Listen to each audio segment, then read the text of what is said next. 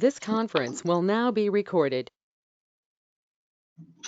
अद्य गुरुवासरः अथवा बृहस्पतिवासरः आश्विन शुद्ध प्रतिपदा नवरात्रि प्रारंभः रसरत्न समुच्चय ताम्ररश्मि शंखं चक्रं जलपान ददतमृतघटं चारुदोर्भिश्चतुर्भिः सूक्ष्मस्वच्छातिहृद्यां शुकपरिविलसन् मौलिमम्भोजनेत्रं कालाम्भोदोज्ज्वलाङ्गं कटितटविलसच्चारुपीताम्बराढ्यं वन्दे धन्वन्तरिं तं निखिलगगवनप्रौढदावाग्निलीलम् प्रौढदावाग्निलीलम् ब्रह्मणो हि समारब्धाम् आत्रेयाद्येषु पूजिताम् अस्मदाचार्यपर्यन्तां वन्दे गुरुपरम्पराम् आयुर्वेदरतं वन्दे माध्वाख्यं महागुरुम् आयुर्वेदामृतं सर्वं शिष्येभ्यो यः प्रदत्तवान् द्रष्टाज्ञानी दृष्टकर्मा कृतकर्मा तथैव च अध्यापको विषक्श्रेष्ठो महान् संशोधकस्तथा गुणैरेतैः समुदितैः यत्कार्यं प्रतनोद्दिशः समृद्ध्यर्थं हि कार्यस्य वयं प्रयतामहे सरस्वत्यै नमो यस्याः प्रसादात् पुण्यकर्मभिः बुद्धिदर्पणसङ्क्रान्तं जगदध्यक्षमीक्षते आत्रेयं प्रथमं वन्दे आयुर्वेदजगद्गुरुम् आयुर्वेदामृतं सर्वं गृहीत्वा हि सुरेश्वरात् अग्निवेशादिकेभ्यो यत्प्रेच्छत् मुनिसत्तमः प्रथमं तन्त्रकर्तारम् अग्निवेशं नमामि।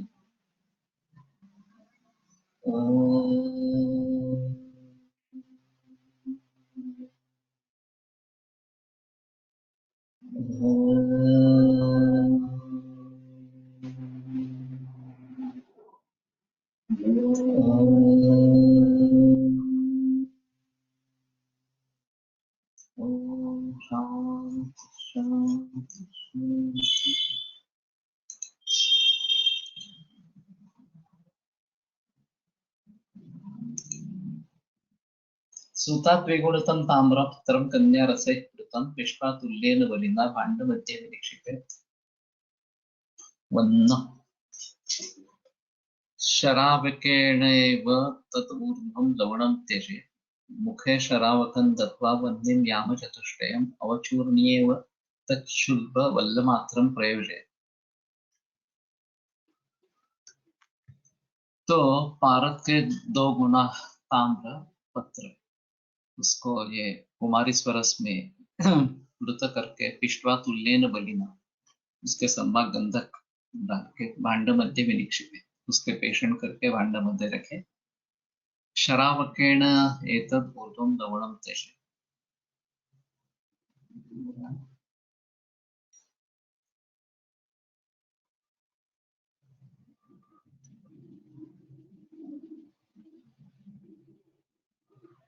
स्वल्पशरावकेण पिधाय लवणेन ऊर्ध्वं प्रपूरयेत् त्यजेत् कहाँ है ततो भाण्डमुखं शरावान्तरेण आच्छाद्य यामचतुष्टयं वह्निना पच्येत्।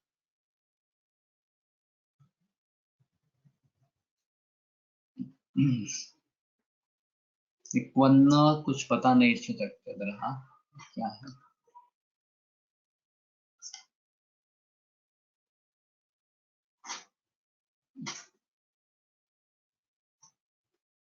लवणम त्यजेत तो छोड़ना इस प्रकार से यानी कि डालना इस प्रकार से अर्थ रहेगा। मुख्य शरावकन दत्वा फिर उसके ऊपर दूसरा शराब रख के वन्नी याम चतुष्टय वन्नी देना है। अवचूर्णे व तत्शुल्भम वल्लमात्रम प्रयोजय तो उसका चूर्ण करके ये वो मात्र वल्ल मात्र उसका प्रयोग करे।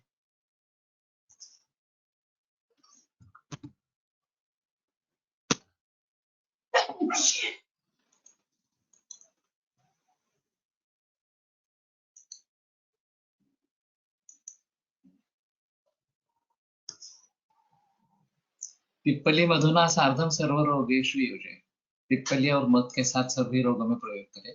श्वासन चासम क्षयम पांडुम अग्निमांद्यम अरोचकम गुल्मप्लीह यकृन मूर्छा शूल पत्यर्थम उत्तमम दोषत्रयम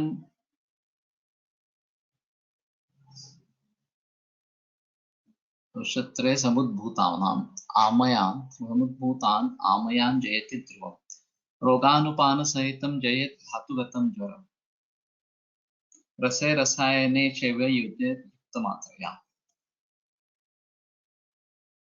अभी मालूम नहीं है, किसी ने प्रयोग किया है, तैयार किया है इस प्रकार से। तो फलश्रुति काफी वाइड है। गुल्म प्लीह यकृन मूर्छा, एक थोड़ा मूर्छा एक अलग है। शूल पत्यर्थम उत्तमम दोषत्रय समुद्भूतान आमयान जयति ध्रुवम। तो त्रिदोष विकारों में फायदेमंद प्रकार का है और धातुगत ज्वर भी नाश करता है। अथ अयः मुंडन तीक्ष्णं च कांतं च त्रिप्रकारम् अयस्मृता। मुंड तीक्ष्ण और कांत। मृदुकुंठम कडारं च त्रिविधम मुंडम उच्यते। तो मुंड उसमें तीन प्रकार का, मृदु कुंठ और कडार। द्रुतद्रावम विस्फोटम चिक्कणम मृदतच्छुभम। जल्दी जिसका द्राव होता है इसमें विस्फोट नहीं आते हैं। चिक्कण मृदु, ये मृदु है, ये शुभ है। ऋतम यत् प्रसरे दुःखात् कुंठम मध्यमम स्मृतम। तृतीय होने पर ये बड़े दुख से उसका प्रसारण होता है, एक कुंठ है, मध्यम है। यत्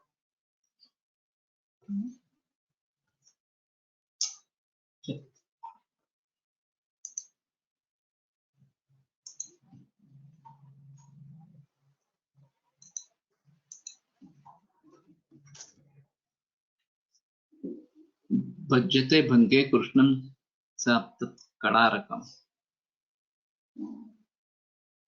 यत् हतम भज्यते भंगे, हत होने से इसका भंग हो जाता है। कृष्णम सात कड़ारकम, और कृष्ण वर्ण का है वो कड़ारक। मुंडम परम मृदुलकम कफवातशूल, कफवातशूल मूलाममेह गत काम्र पांडुहारी गुलमामवात जठरार्ति हर प्रदीपी शोकापहम रुधिरकृत फुलकोष्ठ शोधी। तो मुंड जो है वो परम मृदुलकम कफवात शूल मूलाम। तो कफवात शूल मूलाम यानी कि शिरोरोग, मेह गद कामला पांडुहार, गुल्म आमवात जठरार्ति हर प्रदीपी शोकापहम रुधिरकृत फलकोष्ठ शोधी। शोध को दूर करने वाला, रक्त को निर्माण करने वाला, हृदय और कोष्ठ शोधन। तो ये एक अलग चीज रहेगी। भी मुंड भस्म या मुंडलोह भस्म मिलता है, मुझे मालूम नहीं इसके बारे में। तो बाकी एलोपैथी की जो आयरन प्रिपरेशंस है वो तो ज्यादा कॉन्स्टिपेशन करने वाली है, ये कोष्ठ शोधन करने वाला है, ये एक ऐसा है।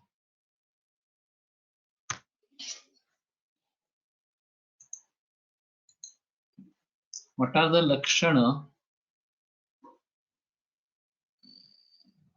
of Ashuddha Tamra Sevan and correlation with copper toxicity in modern science, and is there any connection between Ashuddha Tamra Sevan or rusted copper salts and Akalitva Paditya? Have you come across any such incident in your clinical practice, or does any connection possibility exist for that?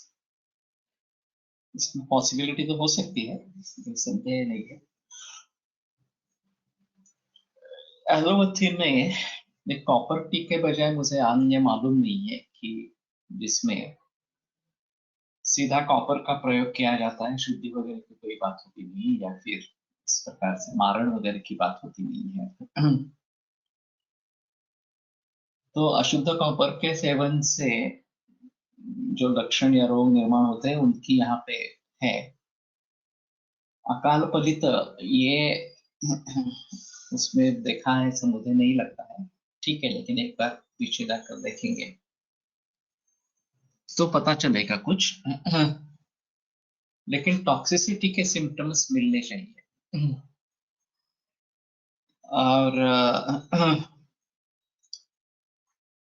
अब ये Wilson's disease, इसमें copper का accumulation होता है, उसमें शायद park ताम्र के शोधन और मारण द्रव्य का प्रयोग कर सकते हैं। सेलुलोस्पाज्मिन ये उसमें एक घटक पाया जाता है जो बढ़ जाता है काफी। तो मेरे ख्याल में अभी कोरिलेशन एस्टेब्लिश करना पड़ेगा, डायरेक्टली मिलेगा ऐसा नहीं लगता है। तो पॉसिबिलिटी तो है, उसमें कोई संदेह नहीं है। और ग्रेइंग ऑफ हेयर ये वैसा मामूली साइड इफेक्ट है। अगर उससे टॉक्सिसिटी निर्माण होती है और फैटेलिटी होती है तो चर्चा का गंभीर विषय, इस प्रकार का गंभीर विषय रहेगा। लेकिन फैटेलिटी नहीं है तो ज्यादा जिक्र करने की जरूरत नहीं। अशुद्ध लोहम न हितम निषेवणात् आयुर्बलम कांति विनाशे निश्चितम। अशुद्ध लोह जो है वो नहीं सेवन करना है, आयुर्बल कांति विनाशे निश्चितम।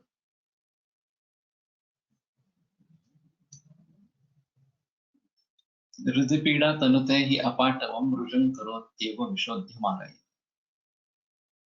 हृदय में पीड़ा करता है और अपाटवम रुजम,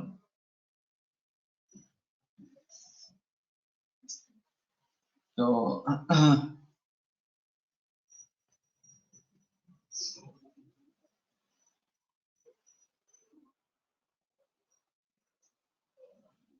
well, your old kid whose whole family is drinking water from copper water pot, bought 25 years back and drinking water daily from this copper water pot only since 10 years, never knew about the rusting of copper and kalai of copper which is to be done every 3 to 6 months. Now connecting the dots here, both his parents have significant akalita palita since 5 years, very significantly and more premature running of hair. Ask them to bring their copper pot to show me, examined and observed that resting in distillation. So I am assuming there might be connection between the rusted copper and premature running of hair. ये हो सकता है, उसमें कोई संदेह नहीं है, लेकिन फिर भी केवल उनको उतनी ही तकलीफ हुई है या बाकी भी कुछ उनके ऊपर परिणाम हुए हैं, ये देखना पड़ेगा। और जब हम ताम्र की बात करेंगे या किसी और चीज की बात करेंगे, वो हमें अच्छी ही चाहिए। अगर उसमें कुछ प्रॉब्लम क्रिएट हो गया हो, रस्टिंग हो गया या और कुछ चीजें हो गई हो, तो किसी भी हालत में उसका प्रयोग करना ही नहीं है, उसमें संदेह नहीं है, तो वो बंद करना चाहिए, उसमें संदेह नहीं है। लेकिन सिर्फ ग्रेइंग ऑफ हेयर ये नहीं हो सकता, ऐसा मुझे लगता है। तो विशोधन करके मारण करें। And I could find any significant nidam for their akalita palita in all them. Could find no familiar or generic history. What are other things to look for in nidana for akalita palita? ये तो आपको हेतु कोश में मिल जाएगा, कारण क्या है पलिता अकाल पलिता इस प्रकार से, तो वहां जाके ढूंढना पड़ेगा। और शिरोगतः ऊष्मा ये कारण बताया गया है तो अकाल पलित के लिए, तो वो ऊष्मा जो है वो पित्त के निर्माण करने वाले कारण, खास करके लवण रस, ये भी अकाल पलित निर्माण करने वाला इस प्रकार का है। तो मुझे लगता है कि ये ठीक है, एक केस तुमने रखी है, इसके ज्यादा बहस नहीं करते हैं, ये एक नोटेबल केस है, बस इतना ही। अशुद्ध तांबड़ा में वायू पित्त वाढले का ते बघायला हवे. वही मैं कह रहा हूँ कि फलित ही अगर हुआ है तो उसके और भी कारण हो सकते हैं, ये केवल एक ही कारण रहेगा ऐसा नहीं होगा. और इससे ज्यादा गंभीर दुष्परिणाम हो सकते हैं तो उनके बारे में ज्यादा जिक्र करना चाहिए. ये दुष्परिणाम जो है वो फिर भी प्राणघातक नहीं है, प्राणघातक भी हो सकता है कृमिपण से. तो ठीक है. खरं सारं च रुन्नादं तारावट्टं च वाजिरं काललोहाविधानं च षड्विधं तीक्ष्ण उच्यते. तो तीक्ष्ण लोह जो है वो खर सार रुन्नाद तारावट्ट वाजिर काललोह, इस प्रकार से 5 6 6 प्रकार का. परुषम पोगरोन्मुक्तं भंगे पारदवच्छविः नमने भंगुरं यत्तत् खरलोहमुदाहृतम्. परुषम पोगरोन्मुक्तं, पोगर पोगर कुंचितालकवत् तरंगायितं तेन उन्मुक्तं तद्रहितम् इत्यर्थः. कुंचितालकवत् तरंगायित, पता नहीं लग रहा इसका हिंदी भाषांतर क्या किया है देखो. पोगरोन्मुक्तम इत्युक्तम पोगरस्य पर्यायाधिकमाह अंगचय इत्यादि. बिल्वञ्चात्र पोगरम अपेक्ष्य बोध्यम तेन अंगक्षया बद्धम पोगरंच इति एकार्थम. पोगरस्य स्वरूपलक्षणमाह चिकुरमिति. ताम्रपात्रातील पाणी बरेच जण पितात, ते अवॉइड करायला सांगावं का प्या असं सल्ला द्यावा. ताम्र अच्छा है तो कोई प्रॉब्लम नहीं है उसमें. ताम्र खराब हो गया हो तो नहीं लेना है, तो उसमें असं चल प्यावं असा रेफरन्स आहे, तो पी सकते हैं, उसमें कोई प्रॉब्लम नहीं है. हम भी पीते हैं रोज. अंगक्षयाच वंगंच पोगरस्याभिधायकम् अभिधात्रयम् चिकुरं भंगुरं लोहात् पोगरं तत्परं स्मृतम्.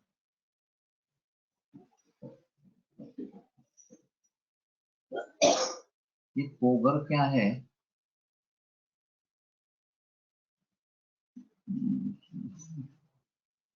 वेगभंगुरधार यत् धारं यत् सारलोहं तदीरितं योगराभासकं पाण्डु भूमिजं सारनीरितम्. पोगराभासक. हिंदी भाषांतर किसके पास है क्या? इसका क्या भाषांतर किया है, डाले इसमें.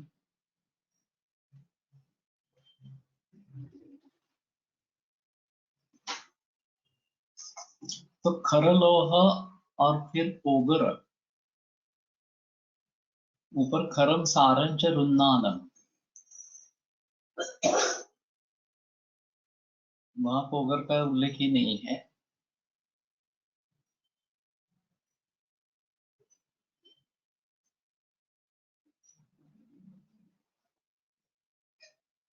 सार का नीचे नहीं है यहाँ. अंगक्षयाच वंगंच पोगरस्याभिधात्रयम्.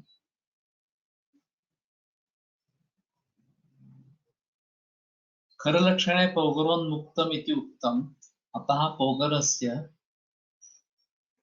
ताम्रकुमारी ताम्राची काढी करकडीच्या घरात खुपसून ठेवावी, ते आपोआप विरघळते. असा घर ताम्रकुमारी म्हणून वापरतात. त्याचप्रमाणे सुवर्णकुमारी पण काही योजनेत वापरतात. वरील ताम्रभस्म होताना कुमारी स्वरस उल्लेख. ताम्रकुमारी मैंने पहले कभी सुना था, अभी याद नहीं आ रहा था. कोरफड़ के घर में या कोरफड़ के मुंह में रखना है.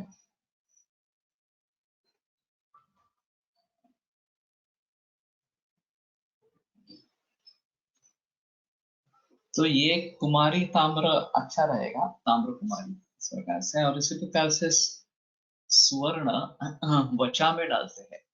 सुवर्ण कुमारी मैंने सुना नहीं था, सुवर्ण वचा ये सुना था।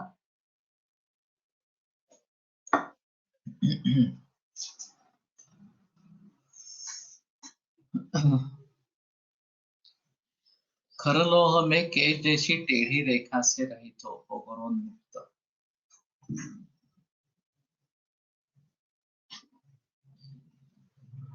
तो पोगर का मतलब केश ऐसा है। 11वें ग्रहण कोश में देखते हैं पोगर का अर्थ क्या है।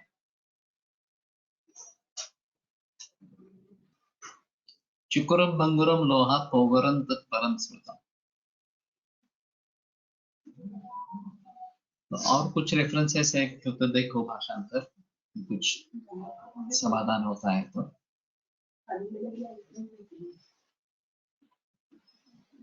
अंगक्षय इति।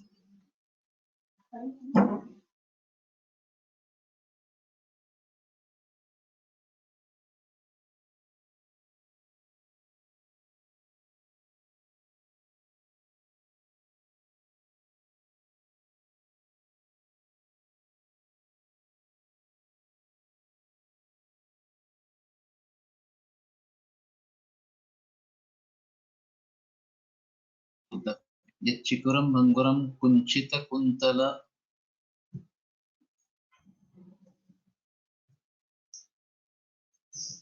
कुंतलवत् भंगी विशेषः इत्यर्थः।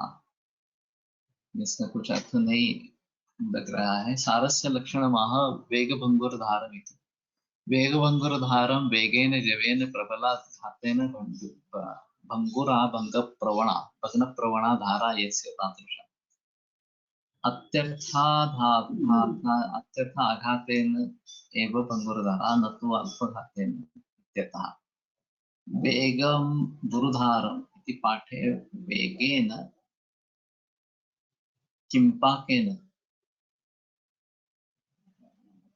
अल्पोत्त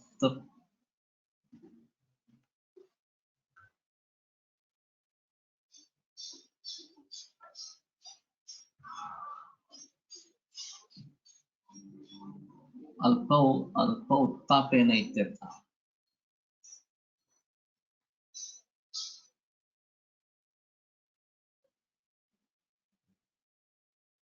यवं प्रवाहे किंपाके वेग शब्दस्त्रिषु स्मृतः इति शाश्वतवचनः।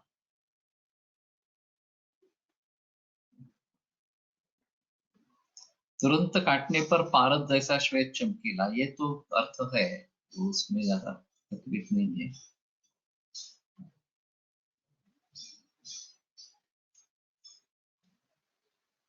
भंगे पारदवत छवि, ये जो बताया। पोगरोन्मुक्तम, ये उसमें रेखाएं नहीं है, ये शायद अर्थ हो सकता है।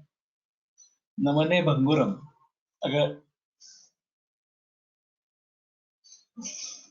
उसका नमन करने की कोशिश करते हैं तो टूट जाता है, ये खरलोह बताएगा। अंगक्षयाच वंगंच पोगरस्य अभिधात्रे।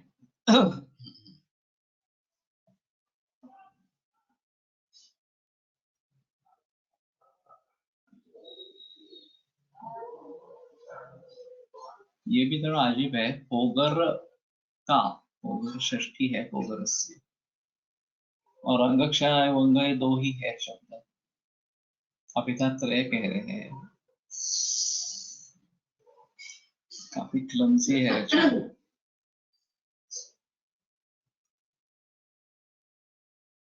कृष्ण पांडु वपुषश्च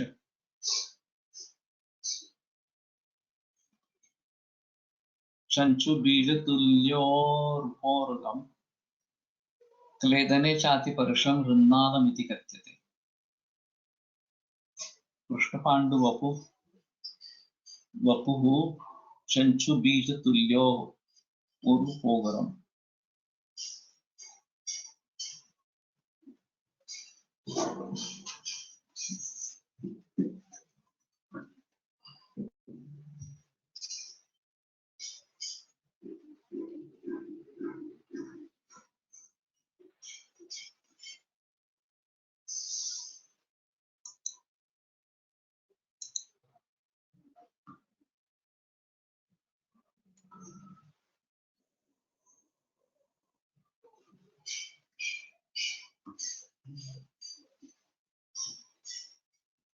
पौगरैर्वज्रं संकाशैः सूक्ष्मरेखैश्च सान्द्रकैः निचितं श्यामलाङ्गं च वाजिरं तत् प्रकीर्त्यते।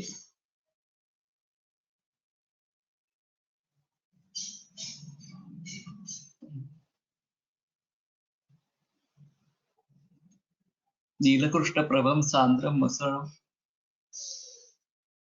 गुरुभासुरं लोहधातेऽप्यभङ्गात्मं भारं कालाय सम्मतम्। रुक्षं स्यात् खरलोहकं सुमधुरं पाकेत वीर्ये हिमम्। तो रुक्ष है खरलोहक,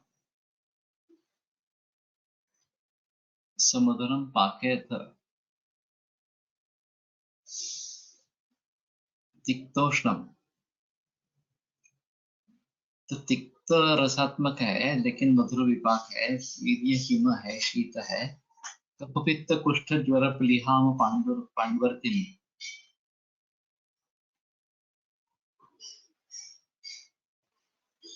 नैद्यम मध्यम सद्यम सद्य सद्य शूलकृत गदक्षयजरा मेहाम वातापहम दीप्तं चाति रसायनं बलकरं दुर्नाम दाहापहम। तो इसे तिक्त और उष्ण है। कफ पित्त कुष्ठ जठर प्लीह आम पांडु, इनका नाश करने वाला। सद्य शूल यकृत गद क्षयजरा। यकृत गद क्षय जरा मेह आम वाता अपहम दीप्तं चाति रसायनम बलकरम। दीपन करने वाला अति रसायन बल कर दुर्नाम दाहापहम, और अर्ष और दाह को दूर करने वाला।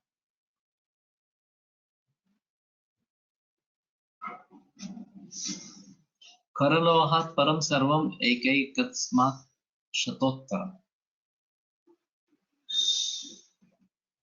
अरे बाप रे। तो 100 गुना खरलोह से आगे वगैरह जो है वो 100 गुना बेहतर इस प्रकार के। भ्रामकं चुंबकं चैव प्रकर्षकं द्रावकं तथा एवं चतुर्विधं कांतं ब्रह्मकांतं च पंचमम्। कांतलोह जो है वो भ्रामक, चुंबक, कर्षक, द्रावक, इस प्रकार से 4 प्रकार का है। और रोमकांत ये पंचम है। चतुष्पंच सर्वतो मुखम एव तत् पीतं कृष्णं तथा रक्तं त्रिवर्णं स्यात् पृथक् पृथक्। क्रमेण देवतास्तत्र ब्रह्म विष्णु महेश्वराः। अरे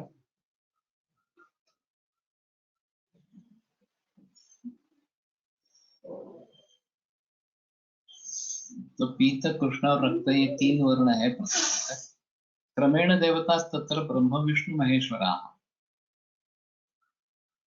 और ये ब्रह्मा विष्णु महेश्वर ये 3 देवताएं उसमें स्थित इस प्रकार की है। देवता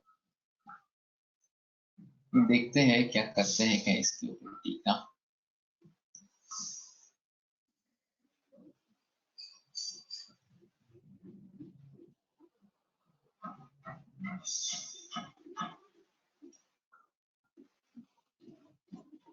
किंचित एकमुखम किंचित द्विमुखम इत्यादि।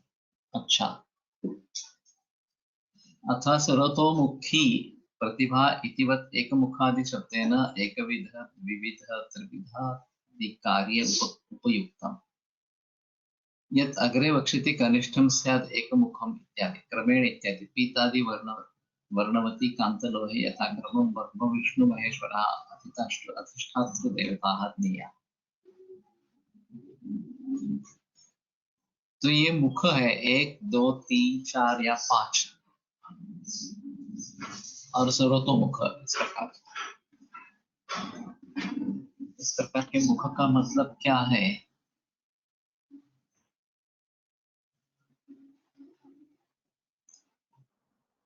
और ब्रह्मा विष्णु महेश्वर तो और अजीब है। स्पर्श वेदे भवेत् पीतं कृष्णं श्रेष्ठं रसायने रक्तवर्णं तथा शापे रसगंधे वक्षस्य। स्पर्श वेदी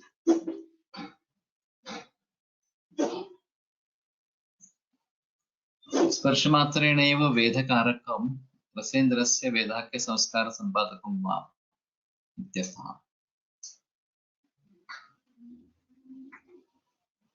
तो पारद का वेद केवल स्पर्श से ही करता है। स्पर्श बोधे इति पाठे स्पर्श ज्ञान जनने सुक्ति नाशार्थम इत्यर्थः। रसबंधे रसस्य निगडीकरणार्थम। स्पर्श वेदी भवेत् पीतम कृष्णम श्रेष्ठम रसायने रक्तवर्णम तथा चापि रसबंधे रसस्य। तो स्पर्श का ज्ञान करने वाला इस प्रकार का है कांतलोक। कांतलोक भस्म मेरे ख्याल में मिलता है बाजार में, देखना चाहिए, और कोई बनाता है तो भी देखना चाहिए। भ्रामकं तु कनिष्ठं स्यात् चुम्बकं मध्यकं मध्यमं तथा उत्तमं कर्षकं चैव द्रावकं चोत्तमोत्तमम्। तो आगे आगे वाले ज्यादा उत्तम है। भ्रामक कनिष्ठ, चुंबक मध्यम, कर्षक उत्तम, द्रावकं च उत्तमोत्तम, और द्रावक जो है वो उत्तमोत्तम है।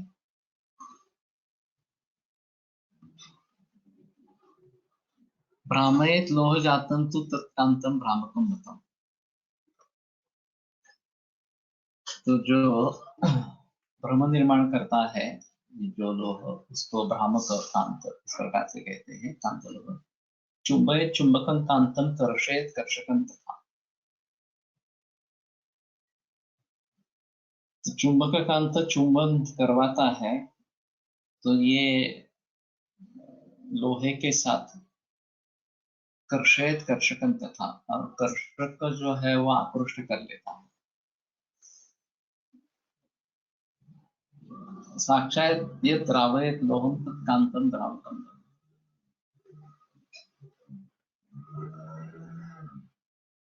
तद्रोमकांतं स्फुटतात् यतो रोमोद्गमो भवेत्। तो जिसके फूटने से वहां रोमोद्गम होता है वो रोमकांत है। कनिष्ठम स्यात् एकमुखम मध्यम द्वित्रिमुखम भवेत् चतुष्पंचमुखं श्रेष्ठम उत्तमम सर्वतोमुखम। तो जितने मुख है उसके आधार पर इसकी उच्च उच्च नीचता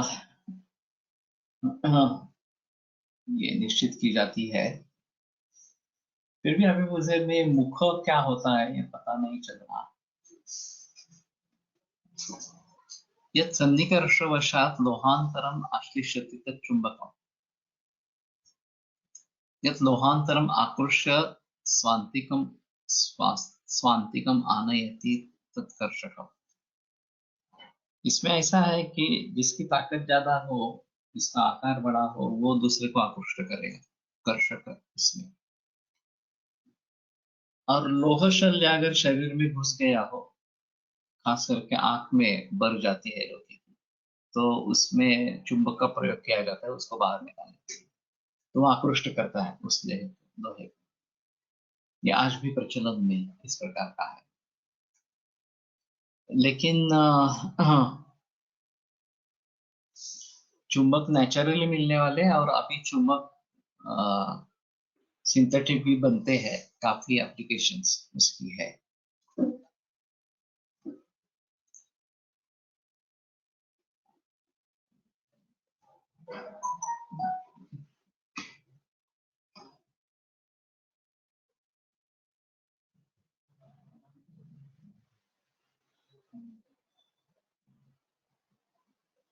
शायद चुंबक खुद जाकर दूसरे से मिल लेता है, और कर्षक जो है वो आकृष्ट करता है।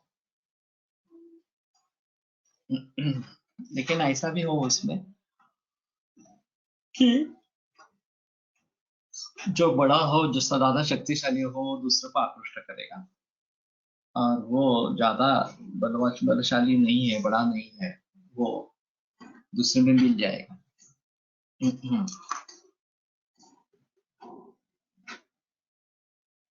अभी मैग्नेटोथेरेपी एक अलग चिकित्सा पद्धति है, और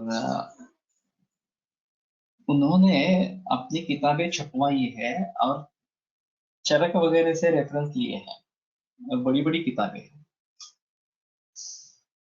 तो ये मुझे थोड़ा आश्चर्य का लगता था कि चरक वगैरह से कहाँ से रेफरेंस लिए है। मैं पूरी किताब देख नहीं पाया एक्चुअली। तो ये हमारे ही ग्रंथों से निकली है मैग्नेटोथेरेपी, ऐसा कहना है। और ये चरक में जो चुंबक, एक पृथ्वी ही खुद चुंबक है या पृथ्वी के अंदर एक चुंबक है, और इसलिए होका यंत्र जो है उसका जन्म हुआ, और नॉर्थ साउथ पोल निश्चित कर लेते हैं और उसके आधार पर बाकी दिशाओं को निश्चित कर लेते हैं। कंपास ये काफी कॉमन यूज में है, तो दिशाओं का ज्ञान करवाने के लिए ये अच्छा है। और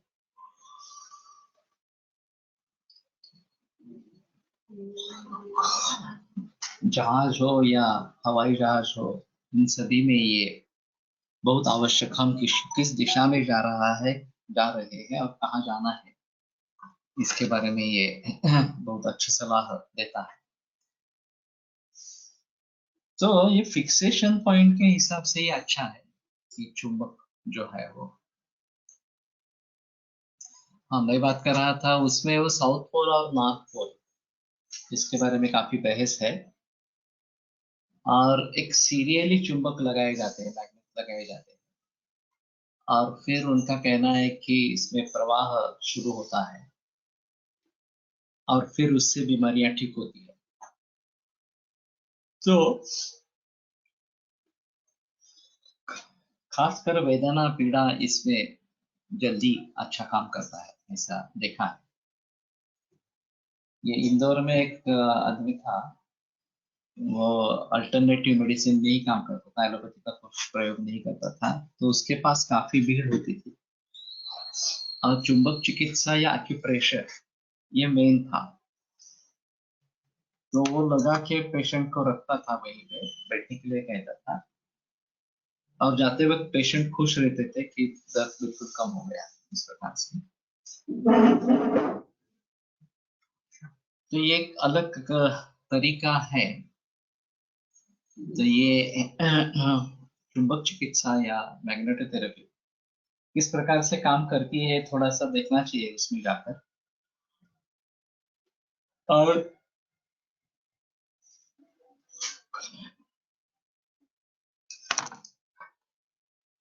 समुद्र में जो उछाल आना या कम होना, ओटी होना, ये जो बातें होती रहती है, उसमें पृथ्वी का सूर्य के इर्द गिर्द भ्रमण और चंद्र का पृथ्वी के इर्द गिर्द भ्रमण, ये प्रमुख कारण है। और इसके लिए हाई टाइड लो टाइड या इस भरती ओटी इस प्रकार की होती रहती है साइक्लिकली। तो उसमें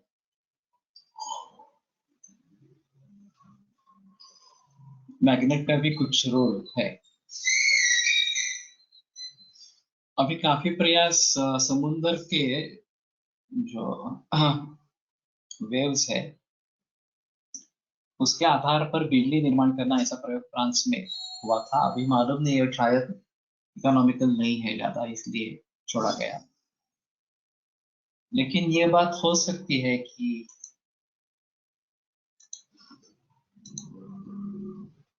I have seen magnetic wrist belt people use for hypertension.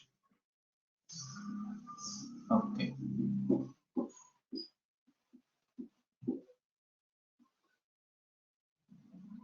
तो सर्कुलेशन में मैग्नेटिज्म का रोल होगा, इसमें संदेह है, इस प्रकार का नहीं है।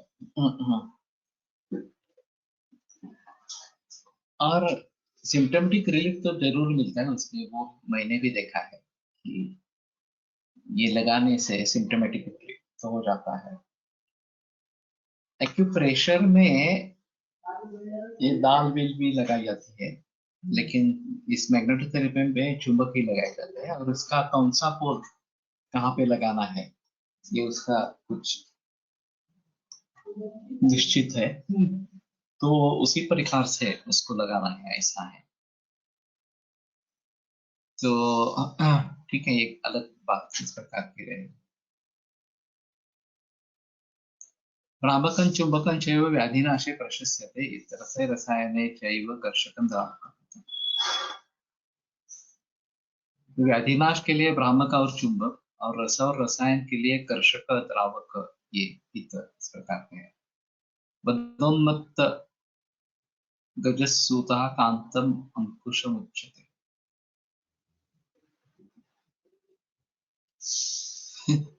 ये उपमा अलग ही है। सूत जो पारद जो है वो मदोन्मत्त गज है, और कांत उसका अंकुश है। जैसे हाथी को अंकुश से कंट्रोल किया जाता है, वश में लाया जाता है, उसी प्रकार से ये पारद को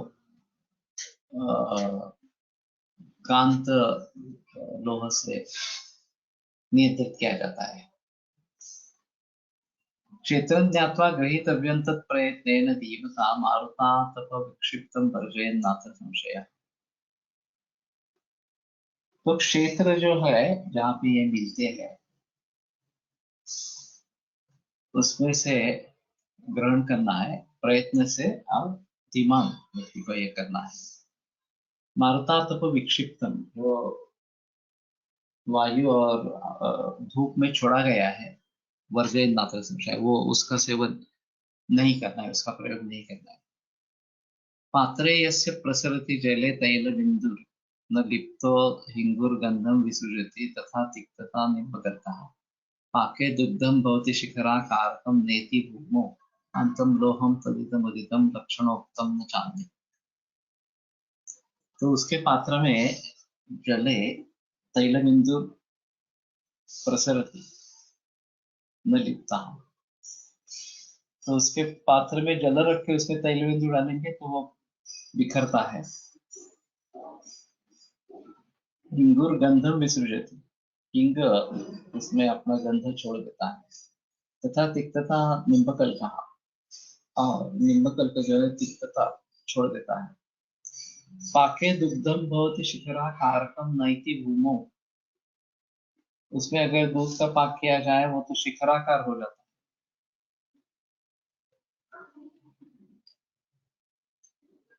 नैति भूमो कांतम लोहम तदिदमृतम लक्षणों तम न चान्य।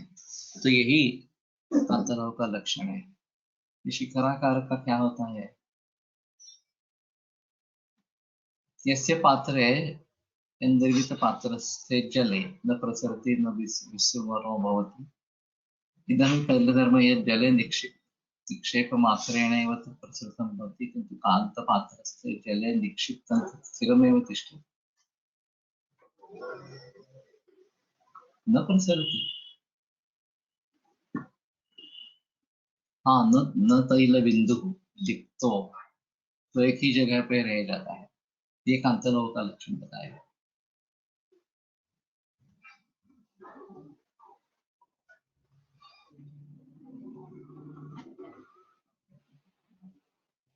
लिप्त इत्यस्य हिंगु इत्यनेन अन्वयात् यत् पात्रे लिप्तो हिंगु निजगन्धं त्यजति इत्यर्थः।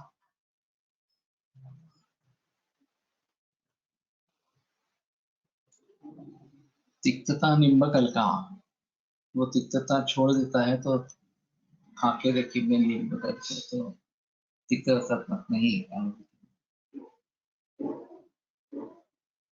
कांतायोति रसायनोत्तरतरं स्वस्थे चिरायुःप्रदं स्निग्धं नेहहरं त्रिदोषशमनं शूलामूलापम्। तो कांतलोह अति रसायन उत्तरोत्तरम सबसे श्रेष्ठ है इस प्रकार का, स्वस्थ चिरायुःप्रदम, और स्वस्थ व्यक्ति में दीर्घायु देने वाला। स्निग्धम नेहहरम त्रिदोष शमनम, स्निग्धम नेहहर त्रिदोष शमन, शूल आम मूल, आम और मूला पर तो शिरो रोग का नाश करने वाला, इस प्रकार का।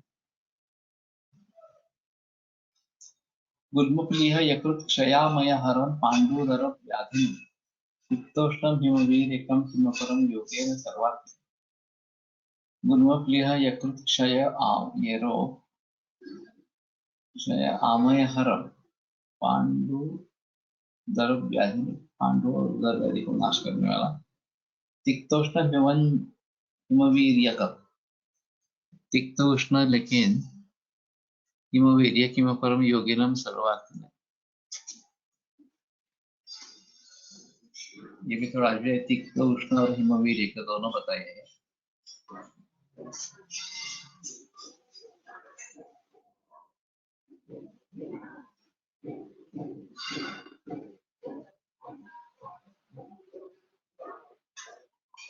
ठीक है ये पे 176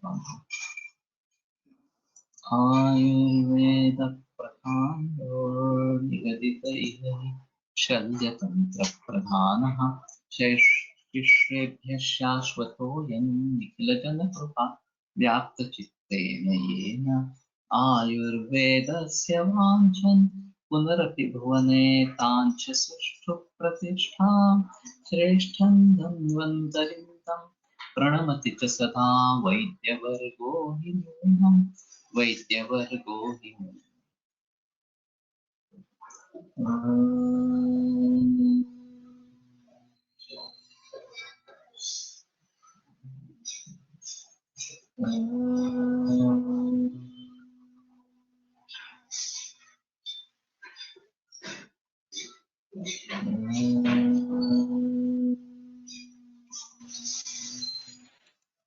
विरम्यते व्याख्यानकारः श्वः